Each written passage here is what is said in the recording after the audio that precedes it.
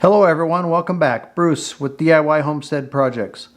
I've had a few people ask me about the YesWelder TIG 250P AC-DC machine and asking me whether or not it'll weld 1/4 inch aluminum. And I'm certain that the machine is capable of it. But today I finally got a few pieces of 1/4 inch aluminum. In this video, that's what we're going to do. I've just got some real small coupons. They're only about 2.5 inches long by 1 inch wide maybe. I don't have a lot of that stock on hand, and we'll give it a shot and see how it does. Now I'm going to be using 3/32 inch tungsten, and then I'm going to use some 3/32 4043 aluminum filler rod that I got from Weld Metals online. Conveniently cut in about 18-inch length, so it makes it real nice for us beginners to be able to feed that rod and not have a big 3-foot piece of filler wire hanging out back there throwing off your filler hand. Using the YesWelder helmet and of course the YesWelder TIG 250P AC-DC machine. So let's go and we'll have a look at the settings that I'm going to use. To set up the YesWelder TIG 250P AC-DC machine for 1/4 inch aluminum, this is the settings that I'm going to start with here. So we'll turn it on and I'll get my foot pedal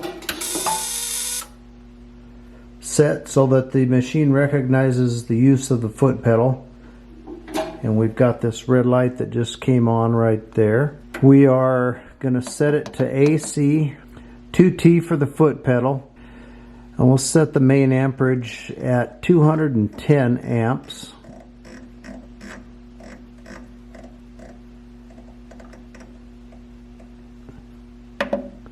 AC frequency, we'll go with 80 Hertz. 30 on the balance, that's 30% positive and 70% negative. No downslope. We're using a foot pedal. The low amp setting is 25, that's fine. 5.5 seconds on the post flow. 2.4, which is 3/32 for the tungsten size. 0.1 second for pre-flow, which is the lowest you can set it. And the start amps is 25, that's fine. We'll use no upslope, again we're using the foot pedal. And back to 210 on the max amps at full pedal.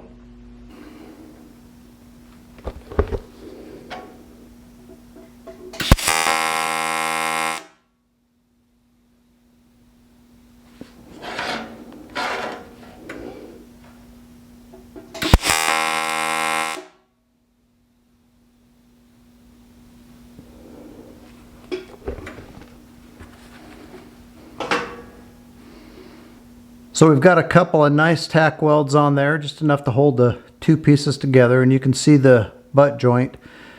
And I'm not going to taper anything. I'm just butting these 2/4 inch pieces of aluminum together, and then we'll run a TIG weld right down the center of that joint, and hopefully we'll get a pretty decent profile on it. I have cleaned the joint and the pieces as well as the filler rod with a stainless steel brush, and then wiped it down with acetone and a clean rag.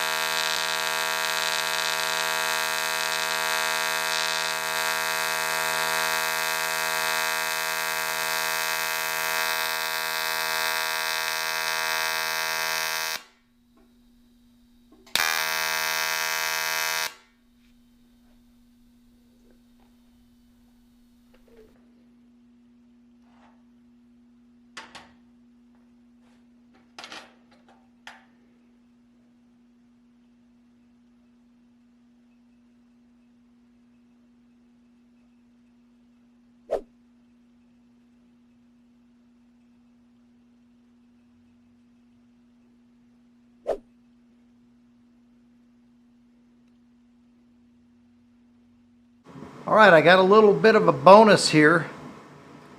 After welding this one up, I think maybe some of that dirtiness is I just didn't spend enough time cleaning off the coating that the aluminum gets, the oxide. So I scraped together a couple more little pieces of 1/4-inch aluminum, and we'll try to TIG weld this fillet joint. And I scrubbed it really good with the wire brush, a stainless steel wire brush. And then I'll be able to also do on the back side an outside corner, or sort of a butt joint there on the outside corner. Again, nothing's been beveled or anything. These are some of the previous practice, the only practice welds I've ever done on 1/4-inch aluminum, TIG welding 1/4-inch aluminum. And they're pretty sad, but I want you to see this ahead of time so you know what I'm doing here. So that center joint, that outside corner, will be the one that I'll do. But first I'm going to do this fillet joint on the inside of this piece. I need to wipe this down with acetone first, get it set up, and then I'll weld that and we'll see what that looks like. Now, I've in the past struggled with these aluminum fillet joints, so we'll see how this comes out. But I'm going to make sure I clean it the best I possibly can, and we'll see what happens.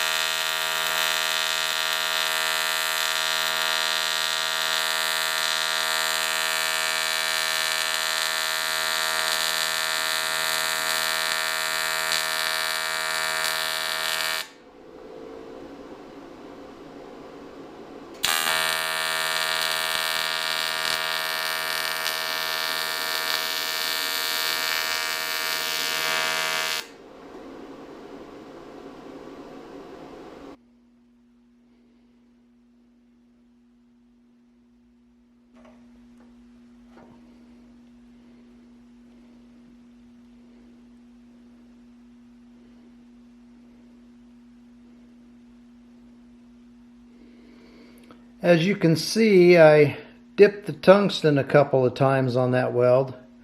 I told you I kind of struggle with these fillet welds on aluminum for some reason, especially when I'm trying to get a good arc shot. But anyway, that's how it came out. Now we'll flip it over and I'll weld this outside corner joint, and we'll see how that goes.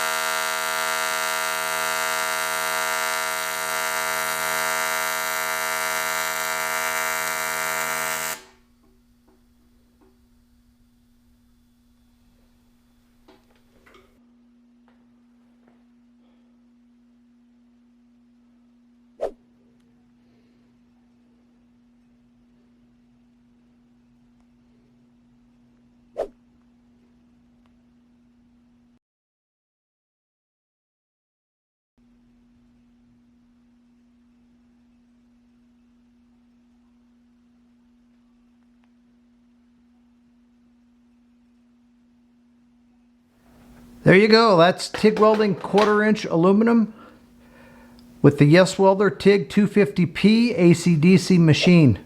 And as you can see, it's definitely a capable machine. I may not be capable, but the machine is definitely capable. I don't know what the situation is with the all of the junk that's in the welds. I have a sneaky suspicion that it might be my argon bottle. That thing's been reading 0 on the regulator on the gauge. I mean, I can get the 12 to 15 feet per hour, cubic feet per hour worth of flow out of it, but the pressure in the tank's been reading 0 for several days. And I suspect that I'm probably almost out of argon. But it was able to get the welds done, and other than all the crud floating in them, and the cleanliness of the weld, even though I really cleaned it, you know, the weld profile doesn't look too awful bad. And I think it'll hold those two pieces together depending on what you're using it for. But the machine is definitely capable of welding 1/4 inch aluminum. TIG welding 1/4 inch aluminum. The TIG 250P by YesWelder. If you enjoyed the video, don't forget to give me a thumbs up and consider subscribing if you haven't already. And we'll see you guys on the next video.